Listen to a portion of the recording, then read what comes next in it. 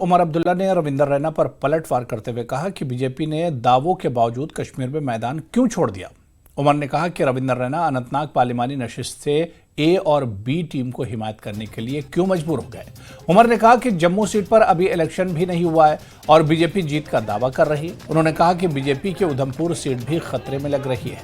उमर अब्दुल्ला ने जिला पुलवामा के देरी इलाके में अवामी जलसे में शिरकत के बाद न्यूज 18 JKLS से बात करते हुए इन बातों का इजहार किया। इससे कबल उमर अब्दुल्ला ने पार्टी के श्रीनगर पार्लिमानी नशिस्त के उम्मीदवार आगा सैयद रोहुल्लाह के हमरा अवामी जलसा मुनक्किद किया। जलसे में पार्टी के जिला सदर पुलवामा गुलाम मोहिउद्दीन मीर और साबिक वजीर मोहम्मद खलील बंद के अलावा काफी तादाद में पार्टी कारकुनों ने शिरकत की।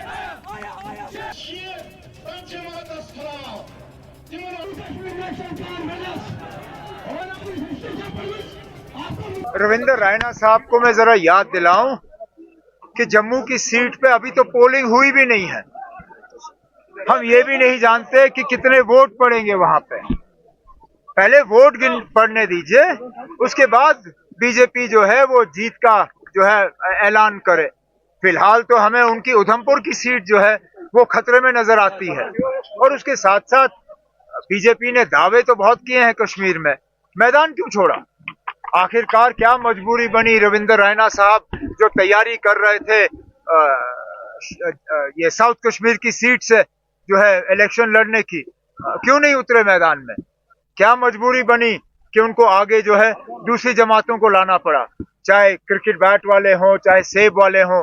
आखिरकार वो अगर काम कर रहे हैं यहाँ पे तो बीजेपी के लिए कर रहे हैं, तो बीजेपी को यहाँ जम्मू कश्मीर में कम से कम ज्यादा दावे नहीं करने चाहिए। बीजेपी वाले किसको सपोर्ट कर रहे हैं? और आप मान के चलिए ना आपके उनको कामयाबी की कोई गुंजाइश नहीं है। वहां पे अगर आप देखें तो साफ तौर पे वहां मुकाबला बीजेपी के साथ अब नहीं रहा। वहां नेशनल कॉन्फ्रेंस का मुकाबला बदकिस्मती से हमारे ही एक दोस्त के साथ है जो कल तक हमारे साथ थे, लेकिन बदकिस्मती से सीट की लालच में वो हमें छोड़ के चले गए। अब नेशनल कॉन्फ्रेंस का मुकाबला उनके साथ है, हमारा मुकाबला बीजेपी या बीजेपी की बी या सी टीम, कम से कम साउथ कश्मीर में हमारा मुकाबला बीजेपी और बीजेपी की बी टीम के साथ नहीं है ना।